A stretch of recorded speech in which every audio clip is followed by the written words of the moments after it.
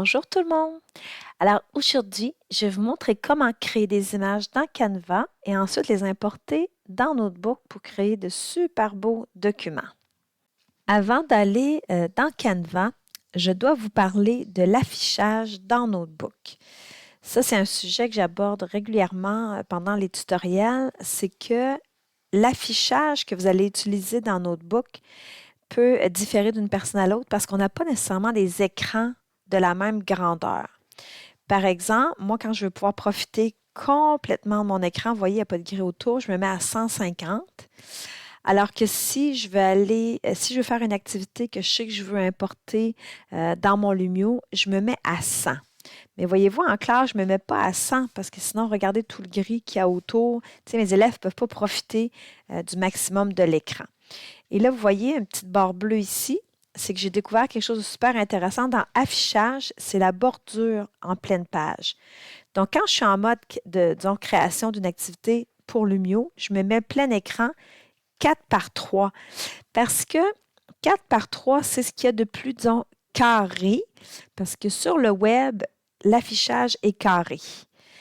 Donc, quand je fais une leçon pour Lumio, je me mets à 4 par 3, alors que quand je veux faire une leçon et je veux la faire pour la travailler dans Notebook, directement avec les élèves au TNI, je me mets en grand écran 16 par 9.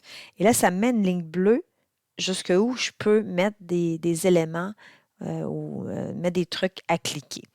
Alors moi, personnellement, comme je dit tout à l'heure, je me mets à 150, voilà, pour avoir pleine grandeur. Puis regardez, ma ligne bleue est juste ici en dessous, donc je m'assure de ne pas aller en dessous de cette ligne bleue-là. Voilà pour l'affichage.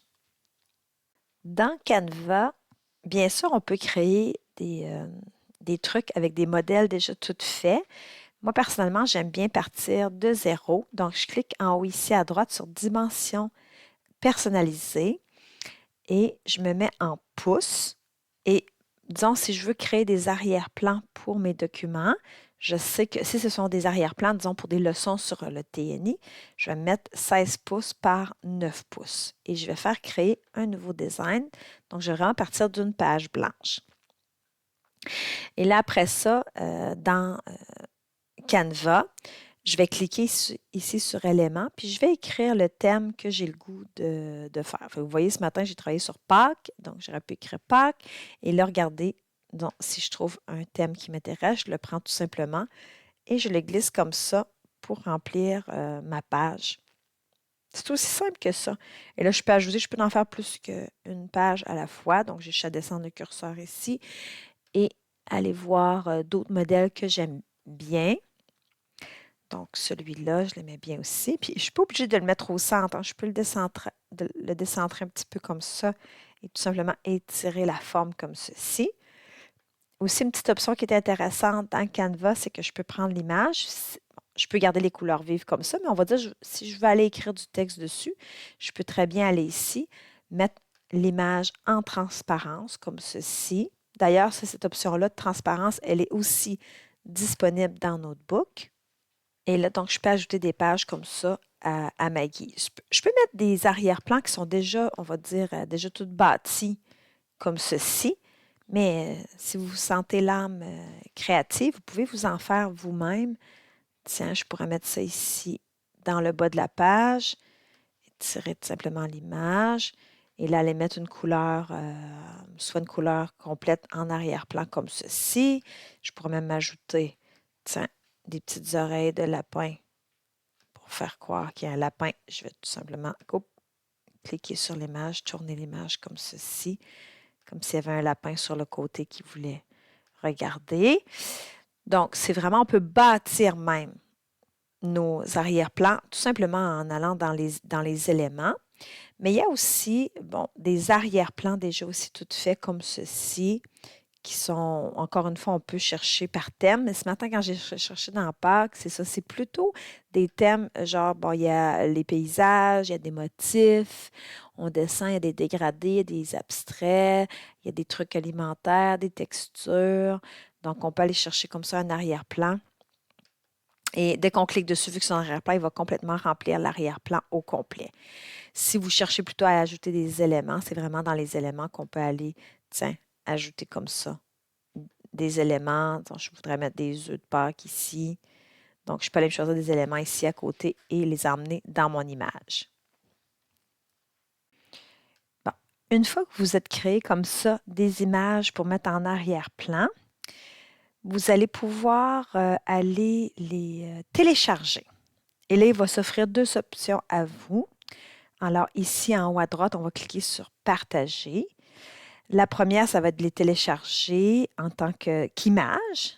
Donc, on peut ici télécharger tout simplement. Et là, ils vont nous ouvrir un document, puisque là, j'ai quand même 5 pages. Ils vont m'ouvrir un document zippé avec ces 5 images-là. Voilà. Alors, ici, regardez, mon document zippé est ici. Alors, je double-clique dessus et là, toutes mes images sont ici. Là, ce que je peux faire, c'est tout simplement les sélectionner. Je peux les couper et aller les coller dans mon dossier que je me suis créé. Bon, un dossier Pâques avec toutes mes images de Pâques. Une deuxième option s'offre à vous aussi, c'est que dans le partage, oui, on peut partager une image, mais on peut aussi télécharger un document PDF. Donc, on peut cliquer sur PDF standard. Et une fois que le document va être téléchargé, on va pouvoir l'importer directement dans Notebook. Donc, vous voyez, mon PDF est ici en bas à gauche. Je le prends, je clique dessus et je l'emmène directement, regardez, sur Notebook ici. Et là, je relâche ma souris. Et mon Notebook va s'ouvrir et va télécharger directement les images du PDF. L'avantage, c'est que les images sont moins lourdes vu qu'elles sont en PDF, ce qui fait que votre fichier Notebook va être moins lourd. Si on veut, un des désavantages, c'est que c'est vraiment une image qui est par-dessus votre écran et pas en arrière-plan. Je vais vous montrer après comment mettre en arrière-plan. Donc ici, on vous demande, est-ce que vous voulez les pages Notebook avec des images? On marque oui.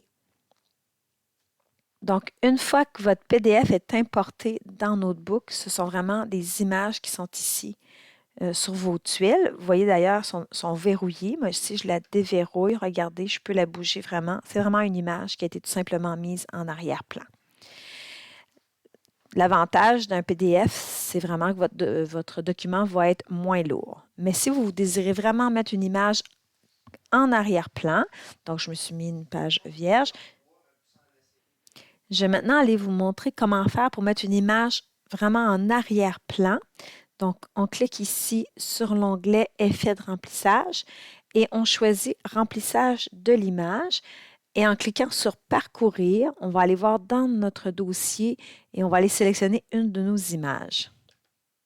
Donc, une fois que vous allez sélectionner votre image, vous faites « Ouvrir » et l'image va se mettre comme ça en arrière-plan, tout simplement. Là, ici, c'est vraiment pas une image qu'on peut bouger. Elle est vraiment plus à l'arrière. On peut écrire par-dessus, on peut ajouter des éléments, il n'y a pas de problème non plus. Alors, tout à l'heure, dans Canva, je vous ai montré comment faire des arrière-plans. Je vais retourner dans l'accueil et là, je vais vous montrer maintenant comment je fais pour pouvoir exporter de Canva des photos, des images, que je vais pouvoir utiliser dans Notebook. Donc, toujours dans Dimension personnalisée, je vais en pouces et là, je choisis le format que je désire. Donc, souvent, pour mes images, je choisis un par un, donc c'est carré. C'est de là que je pars, puis au besoin, je vais redimensionner ma forme. Donc, et là, je choisis mon thème. Je peux vraiment écrire ce que je veux. Donc, si je travaillais sur des documents sur les insectes, je pourrais m'en choisir comme ça et tout simplement les glisser dans mon image et l'agrandir. Mais des fois, ça arrive, je ne vais pas prendre l'escargot, je vais prendre la coccinelle qui, disons, sous format carré, va être parfaite. Voilà, je vais juste la positionner le plus au milieu possible, comme ceci. Donc, une fois que mon image est bien positionnée au centre, la première chose que je fais, c'est que je change le nom de mon document pour pouvoir après ça le retrouver facilement. Donc, vous avez vu, j'ai cliqué ici sur le nom, je l'ai changé. Et là, après ça, je vais pouvoir faire partager. Je vais faire télécharger. Et moi, je clique toujours sur arrière-plan transparent. Je compresse le fichier. Bon, c'est marqué qualité inférieure, mais je vous dirais que c'est quand même de très bonne qualité. et j'enregistre les paramètres de téléchargement pour ne pas avoir à cocher ça à chaque fois. Donc, je vais télécharger et pendant que ça télécharge, je peux aller changer l'image et je peux m'en mettre une autre comme ceci. Donc, je la positionne, voilà, pour profiter pleinement de la grandeur. Je clique ici pour aller changer le nom du fichier. Je trouve que c'est beaucoup plus simple de le changer ici que de renommer chaque fichier après. Donc, télécharger, voilà, c'est en train de se télécharger. Donc, si je me choisis un insecte, regardez comme celui-ci, une menthe religieuse, si je ne me trompe pas, ben, je vois que la forme carrée, c'est peut-être pas la forme qui me convient le mieux.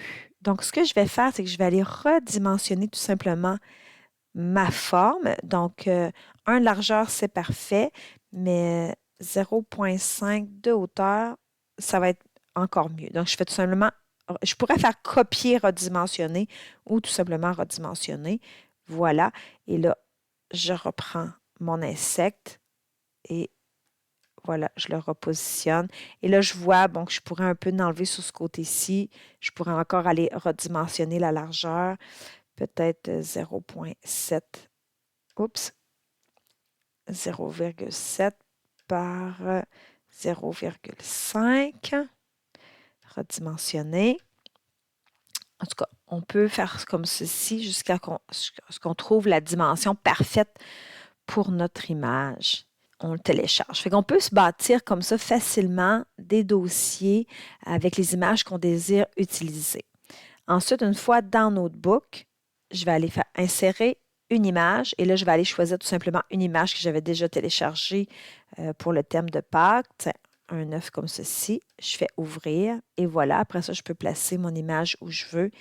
Je peux la rapetisser aussi selon mon goût. Voilà, c'était mon petit tutoriel sur comment créer des images dans Canva et les importer dans Notebook. J'espère que ça vous a aidé. Et comme d'habitude, je vous invite à partager vos trames que vous allez construire parce que dites-vous que le document que vous allez faire va sûrement servir à quelqu'un. Ben, des fois, c'est le fun de juste faire tourner la roue. Merci à tous. Bonne journée.